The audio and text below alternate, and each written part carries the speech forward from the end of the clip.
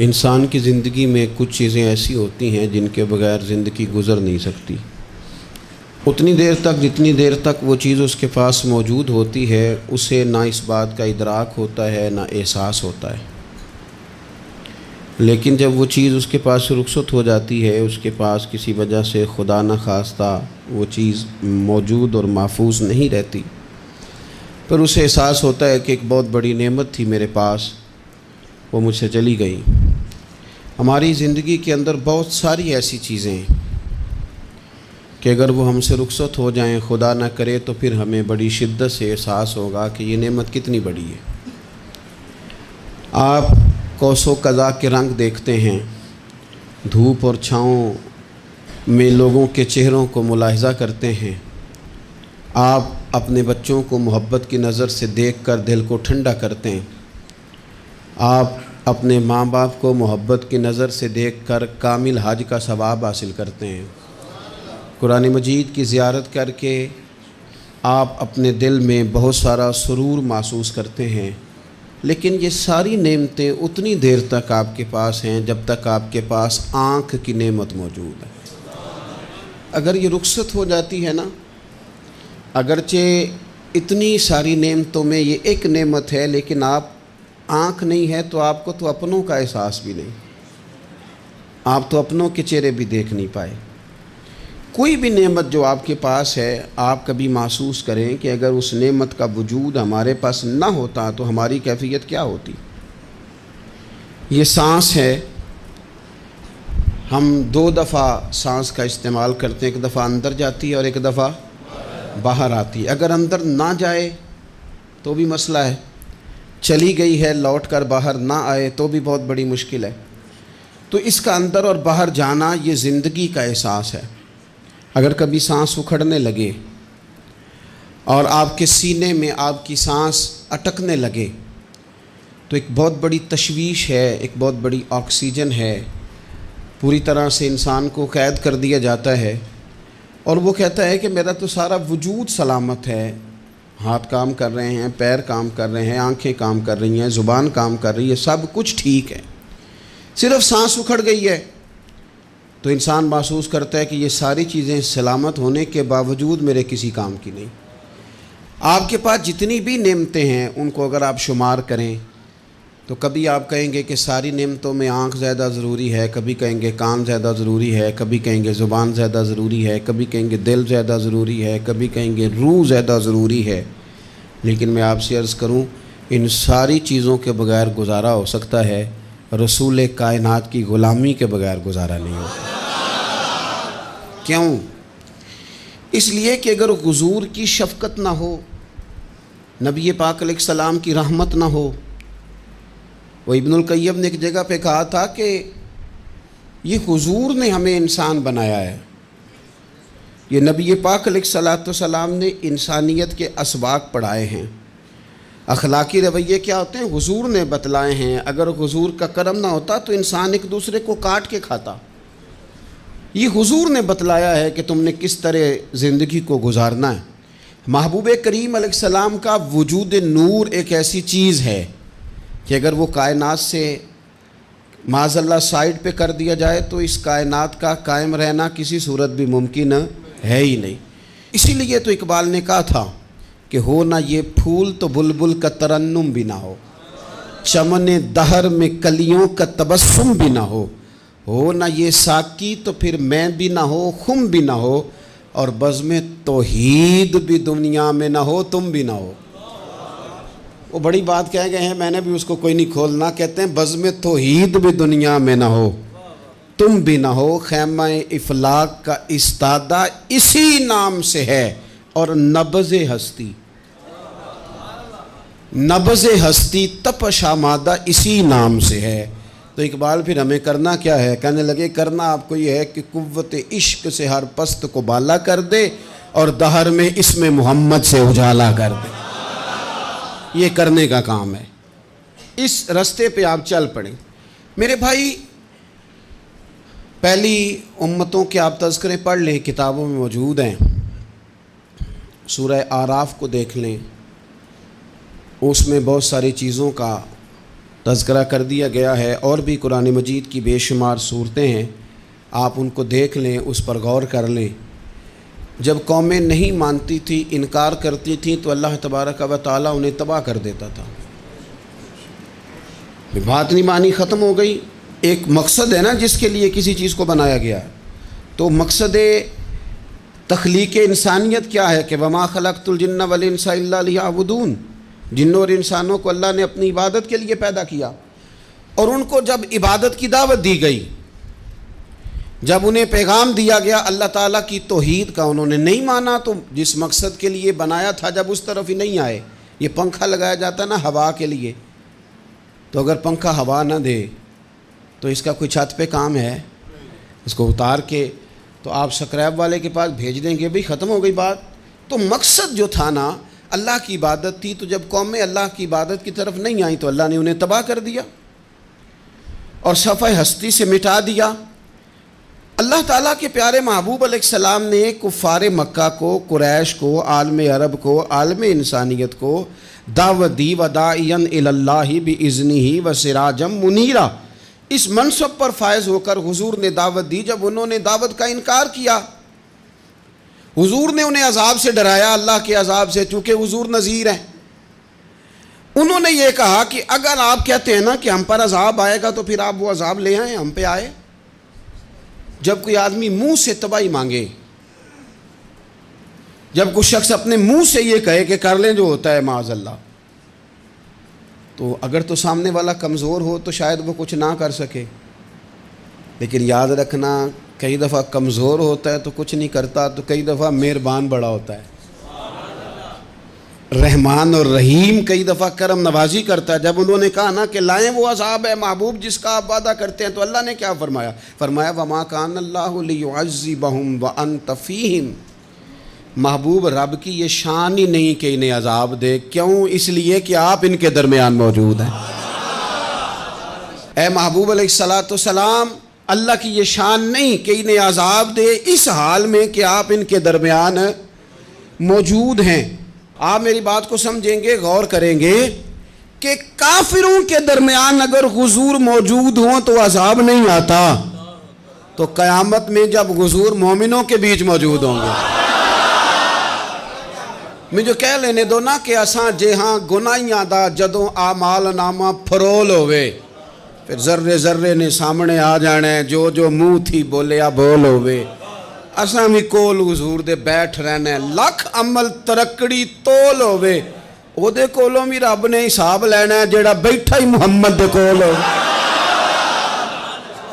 صلی اللہ تعالیٰ علیہ وسلم، او دے کولوں بھی رب نے حساب لینا ہے جیڑا بیٹھا ہی محمد دے کول ہوئے، جس کو کہتے ہیں قیامت حشر، جس کا نام ہے، جس کو کہتے ہیں قیامت حشر، جس کا نام ہے۔ تیرے دیوانوں کے لیے وہ دن تو جشن عام ہے، زیارت ہوگی نا حضور کی، تیرے دیوانوں کے لیے وہ دن تو جشن۔ اور ایک شاعر نے اور بات کھول دی، کہنے لگا ہر نظر کانپ اٹھے گی محشر کے دن، خوف سے ہر کلیجہ دہل جائے گا۔ اچھا جی پھر کیا ہوگا؟ ہر نظر کانپ اٹھے گی محشر کے دن، آنکھیں پھڑ پھڑائیں گی، کانپیں گی اور کلیجے پھٹیں گے۔ منظر ہی ایسا ہوگا، انسان اپنے پسینے میں ڈبکیاں کھا رہا ہے، حساب کا وقت آ گیا ہے اور سورج سوا نیزے پہ ہے، زمین دہک رہی ہے، تو کہنے لگے ہر نظر کانپ اٹھے گی محشر کے دن، خوف سے ہر کلیجہ دہل جائے گا، پھر اوڑھ کر کالی کملی وہ آ جائیں گے، پھر اوڑھ کر کالی کملی وہ آ جائیں گے، پھر اوڑھ کر کالی کملی وہ آ جائیں گے، ہر نظر کانپ اٹھے گی محشر کے دن، خوف سے ہر کلیجہ دہل جائے گا، پھر اوڑھ کر کالی کملی وہ آ جائیں گے، سارے محشر کا نقشہ بدل جائے گا۔ میرے عزیز، حضور کے بغیر گزارا، نبی کریم کے بغیر کوئی چارہ، ہمارا کوئی سہارا ہی نہیں حضور کے بغیر، ہم کدھر جائیں سوائے محبوب کے۔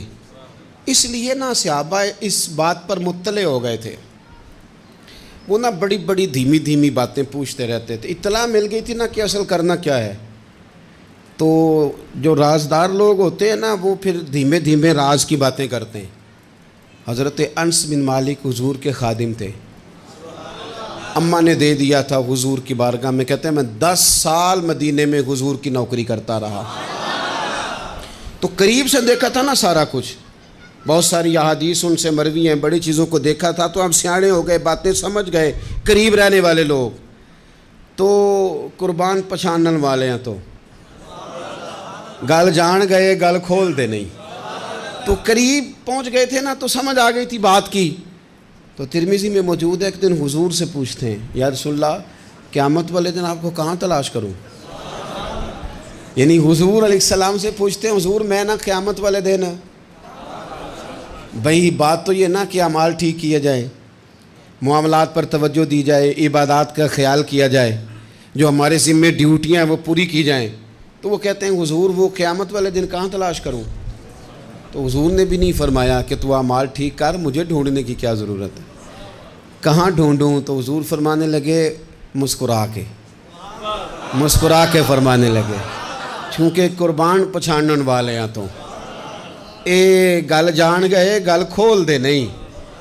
حضور علیہ السلام سے کہا یا رسول اللہ میں نہ قیامت والے دن کہاں تلاش کروں؟ تو حضور فرمانے لگے حوض کوثر پہ۔ یا رسول اللہ وہاں کیا ہوگا؟ تو فرمایا امت پیاسی آئے گی تو میں جام بھر بھر کے پلاؤں گا، میں جام بھر بھر کے پلاؤں گا، ایسا کی تیری خیر تیرے میں کدے کی خیر، ایسی پلا کہ جس کا نشہ عمر بھر رہے۔ اور ایک نے کہا تھا کہ طیبہ سے منگائی جاتی ہے، سینوں میں رچائی جاتی ہے، توحید کی میں پیالوں سے نہیں نظروں سے پلائی جاتی ہے۔ حضور صلی اللہ علیہ وسلم نے فرمایا حوض کوثر پہ بھی جام پلائیں گے؟ سیانے بڑے تھے حضرت انس، اور بھلا ہمارا کر رہے تھے۔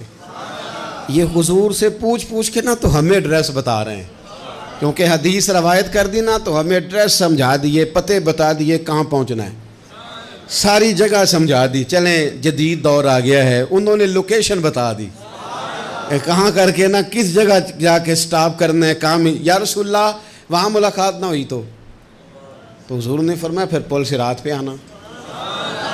یا رسول اللہ وہاں کیا ہوگا؟ فرمایا امت گزر رہی ہوگی اور میں دعائیں مانگ رہا ہوں گا، رب سلم امتی رب سلم امتی، یا اللہ میری امت کو سلامتی سے گزار دے، تو وہاں آ جانا، میں دعائیں وہاں مل جاؤں گا، قربان جائیں۔ فاضل بریلوی بول پڑے، کہنے لگے خدا کی رضا چاہتے ہیں دو عالم، خدا چاہتا ہے رضائے محمد، اجابت کا جوڑا عنایت کا سہرا، دلہن بن کے نکلی دعائے محمد، اجابت نے جھک کر گلے سے لگایا بڑی ناز سے جب دعائے محمد، رضا اب پل سے وجد کرتے گزریے کہ ہے رب سلم دعائے محمد صلی اللہ علیہ وسلم۔ تو عرض کی یا رسول اللہ وہاں ملاقات نہ ہوئی تو؟ میں نے کہا وہ ہمیں لوکیشن سمجھا رہے تھے، انہیں تو پتا تھا پہلے ہی، ایک قربان پچھانن والے ہیں، تو ایک گل جان گئے گل کھول دے نہیں، تو وہاں نہ ملاقات ہوئی تو حضور نے فرمایا پھر میزان عمل پہ آنا۔ یا رسول اللہ وہاں کیا ہوگا؟ فرمایا امت کے عمل تول رہے ہوں گے اور میں ان کے لیے دعائیں کر رہا ہوں گا۔ میں نہیں جا سکا کبھی بچوں کے ساتھ پیپر دلوانے، استاد کو اجازت نہیں دیتے، کہتے ایک ایگزامینر اور آئے گا کوئی، جس نے پڑھایا ہو اسے اجازت نہیں کہ تو جا۔ ابا جی کو اجازت نہیں ہوتی کہ وہ ایگزامینیشن ہال میں جائے، وہاں تو کوئی اور لوگ آتے ہیں۔ یہ بھی عجیب سبق ہے نا کائنات کا کہ سارے تعلیم و تربیت کے اسباق بھی حضور پڑھائیں، رنگ بھی سارا حضور ہی بتائیں، اور قبر کے سوالات بھی سارے ہمیں حضور بتا دیں، اور جب پیپر ہونے لگے تو سرانے بھی کھڑے ہو جائیں، تو پھر کہہ لینا ایک دفعہ پھر کہ وہ دے کولوں کی رب نے حساب لینا، جیڑا بیٹھا ہی محمد دے کول، وہ دے کولوں کی رب نے حساب لینا۔ میرے عزیز ہمارا گزارا نہیں حضور کے بغیر۔ لوگ اصل میں نا ہمارا مسئلہ نہیں سمجھتے، ہمارا مسئلہ کچھ اور ہے۔ لوگ ہمیں نا بلا وجہ پریشان کرتے ہیں، کبھی جھنڈے سے، کبھی ڈنڈے سے، کبھی جھنڈی سے، کبھی کسی شے سے، کبھی کسی شے سے، کبھی کہتے ہیں وہ نعت اونچی پڑھ لی، کبھی کہتے ہیں سلام اونچا پڑھ لیا، کبھی کہتے ہیں وہ جھنڈیاں لگا دیں۔ میں نے کہا آپ کی بات بھی ٹھیک ہے، پر ہمارا مسئلہ تو سمجھو نا، ہمارا گزارا نہیں نا بھائی۔ جو کسے دا عاشق ہووے او گل اسے دی، 100 مکر بہانے کر کے میں پوچھے میاں صاحب نو مزار تے جا کے کہ مکر کرنے ٹھیک نے؟ تساں آکھیا نا مکر کردا ہے تے حضور ٹھیک نے؟ تے مینوں لگدا ہے کہ پولا جان دے سے پئے کہ سونا راضی کرنا ہوئے تے موڑ ٹھیک نے۔ حضور نے ایک دن کہا تھا، حضرت ابو سعید خدری نے کہا یا رسول اللہ آپ قرآن پاک کی تلاوت کر رہے تھے، قرآن پاک بڑا سونا پڑھتے تھے نا، تو نبی کریم نے سن لیا، اب کیا کریں دلیل دیں گے تو بات مضبوط ہو جائے گی۔ حضور نے سن لیا تو بعد میں فرمایا ابو سعید تو بڑا سونا قرآن پڑھتا ہے، رب کے علاوہ کسی کو دکھا کے عبادت کرنی جائز ہے؟ حضرت ابو سعید خدری کہنے لگے سن رہے ہیں مجھے پتہ نہیں تھا آپ سن رہے ہیں، ورنہ میں نے تو اور بنا بنا کے پڑھنا تھا۔ اب تو مان جاؤ نا، جو کسے دا عاشق ہوئے گل اسے دی کرد ہے، 100 مکر بہانے کر کے 100 مکر بہانے کر کے او دہی مرنے مرد ہے۔ میرے عزیز ہماری مجبوری ہے، لوگ اس بات کو سمجھتے نہیں، ہماری مجبوری ہے، حضور کا میلاد ضروری ہے، لوگ سمجھتے نہیں بات کو، اس لیے بلا وجہ رٹا ڈال کے بیٹھتے ہیں۔ بھئی ہم نے تو کوئی رٹا ڈالنا نہیں، نہ سیاست کا، نہ دولت کا، نہ اقتدار کا، نہ کسی اور چیز کا۔ سیاست دے جھگڑے اساں چھوڑ دیتے، اتنے محبت دا جھگڑا ہے، یہ چھڑا کوئی نہیں سکتا۔ تو میرے عزیز ہمارا حضور کے بغیر گزارا، اور نبی پاک علیہ السلام کے بارے میں رب فرماتا ہے وَلَسَوْفَ يُعْطِيكَ رَبُّكَ فَتَرْضَىٰ، محبوب میں آپ کو اتنا دوں گا کہ آپ اپنے رب سے راضی ہو جائیں گے۔ کیا کروں میں اب، یہ آیت اتنی شاندار ہے۔ حضرت امام زین العابدین رضی اللہ تعالیٰ عنہ سے کسی بندے نے کہا قرآن پاک میں سب سے زیادہ امید والی آیت کون سی ہے؟ اس کا خیال تھا لا تقنطوا من رحمت اللہ کہیں گے، اللہ کی رحمت سے نا امید نہ ہونا۔ اس نے کہا حضور سب سے امید والی آیت بتائیں، وہ کہتا میرے ذہن میں تھا کہ یہ والی آیت پڑھیں گے۔ تو امام زین العابدین رضی اللہ تعالیٰ عنہ فرمانے لگے سب سے امید والی آیت ہے وَلَسَوْفَ يُعْطِيكَ رَبُّكَ فَتَرْضَىٰ، رب کہتا ہے محبوب اتنا دوں گا کہ آپ اپنے رب سے راضی ہو جائیں گے۔ آیت نازل ہو گئی تو حضور پتہ کیا فرماتے ہیں صحابہ سے؟ فرماتے ہیں رب کہتا ہے حبیب تجھے راضی کرنا ہے، اور جب تک میرے سارے غلام جنت میں گئے نہ میں نے اللہ سے راضی ہونا ہی نہیں، میں نہیں راضی ہوتا اللہ سے، سارے جائیں گے تو تب تو میں تو کہتا ہی رہوں گا نا قربان پچھانن والے آتا، او گل جان گئے پر گل کھول دے، او گل کھول دے نہیں، پتہ چل گیا بات کا، حضور کے بغیر گزارا، حضور کے بغیر کوئی چارہ ہی نہیں۔ اور خود حضور کیا فرماتے ہیں، یہ سنن ابن ماجہ ہے، میرے رسول پاک صلی اللہ تعالیٰ علیہ وسلم ارشاد فرماتے ہیں، حدیث کے راوی حضرت ابو موسیٰ اشعری رضی اللہ تعالیٰ عنہ، حضور فرماتے ہیں کہ اللہ نے مجھے اختیار دیا۔ یا رسول اللہ کس بات کا؟ فرمایا رب نے اختیار دیا میں چاہوں تو آدھی امت بغیر حساب کے جنت چلی جائے، اور میں چاہوں تو اللہ سے اختیار لے لوں کہ یا اللہ مجھے شفاعت کا حق دے، میں سفارش کرتا جاؤں اور تو انہیں معافی دیتا جائے، یہ مجھے اختیار دیا اللہ تعالیٰ نے۔ تو حضور کیا فرماتے ہیں؟ فرماتے ہیں وہ آدھی امت والا سودا نہیں میں نے قبول کیا، میں نے نہ شفاعت لی ہے کیونکہ یہ عام تر ہے اور یہ کفایت کرنے والی ہے، یہ عام بھی ہے اور کفایت کرنے والی بھی ہے۔ اور حضور نے یہ لفظ کہے، یہ سنن ابن ماجہ کتاب الزہد دیکھیے گا، اس میں روایت مل جائے گی۔ حضور فرماتے ہیں یاد رکھو تمہارا کیا خیال ہے کہ میری یہ شفاعت پرہیزگاروں کے لیے؟ خود جملہ استفہامیہ سے بات کرتے ہیں، تمہارا کیا خیال ہے کہ میری یہ شفاعت جو قیامت میں میں سفارش کروں گا تو پرہیزگاروں کی کروں گا؟ حضور فرماتے ہیں نہیں، میں قیامت میں گناہ گاروں کی سفارش کروں گا، میں گناہ گاروں کی سفارش کروں گا، گناہ گاروں کے لیے عرض کروں گا اللہ کی بارگاہ میں۔ کچھ دن پہلے میں کہیں پڑھ رہا تھا کسی کا مضمون، اس نے تشبیہ کس طرح کی دی ہے مجھے پتہ نہیں، لیکن لکھ دی بات، کہنے لگے ایک وکیل ہوتا ہے ایک شفیع ہوتا ہے، ایک وکیل ہوتا ہے ایک، حضور وکیل نہیں ہمارے، حضور ہمارے شفیع ہیں، شفاعت کرنے والے ہیں۔ وکیل یہ کہتا ہے جج صاحب سے کہ یہ جس کا میں وکیل ہوں نا اس نے نا غلطی کوئی نہیں کی، اسے معاف کر دیں۔ وکیل یوں بحث کرتا ہے، کہتا ہے اس نے کیا ہی نہیں، جرم معاف کریں۔ اور جو شفیع ہوتا ہے نا وہ کہتا ہے مالک اس نے سارے کیے، تو میرے آنے کی لاج رکھ اور اسے معاف کر دے۔ یہ وکیل اور شفیع کا یہ فرق ہوتا ہے کہ شفیع کہتا ہے سونے سارے کیے ہیں، بڑے بڑے پاپ کیے ہیں، پر میں جو آ گیا ہوں تو مہربانی کرنا معافی دے دے۔ میرے عزیز، حضور کے بغیر کہیں بھی گزارا نہیں ہے۔ ہم نے نا جب یہ بات سمجھ لی، اور پتہ ہے نبی کریم صلی اللہ علیہ وسلم نے آگے بڑھ کے خود بھی کئی مقامات پر اس بات کو کھول کر مختلف انداز میں بیان کیا۔ حضرت عبداللہ ابن عباس رضی اللہ تعالیٰ عنہ کی روایت آپ دیکھ لیں، یہ آپ کو مستدرک میں ملے گی۔ حضور صلی اللہ علیہ وسلم فرماتے ہیں قیامت کے دن اللہ تعالیٰ انبیاء کے لیے نور کے ممبر بچھائے گا، ہر نبی ممبر پہ بیٹھ جائے گا، ہر پیغمبر علیہ السلام اپنے ممبر پہ جلوہ فروز ہو جائیں گے، ہر پیغمبر۔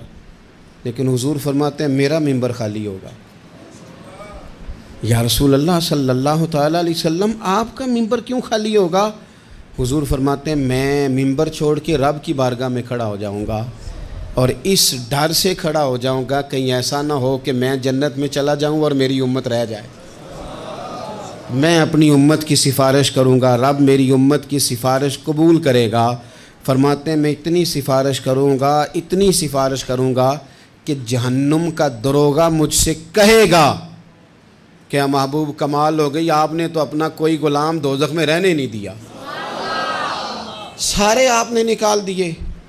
کسی شاعر نے بڑی خوب بات کی تھی، اس نے کہا تھا کہ یاد رکھو قیامت کا جو دن ہے نا، یہ قیامت کا دن دراصل ہمارا وقت ہوگا خاص، جب ہم نبی پاک صلی اللہ علیہ وسلم کی بارگاہ میں جائیں گے تو ہمیں سمجھ آ جائے گی کہ دنیا میں ہم نے کئی دوستیاں لگائی تھیں پر جھوٹی لگا بیٹھے، ایک دوستی سچی ہے جو مدینے والے کی ہے۔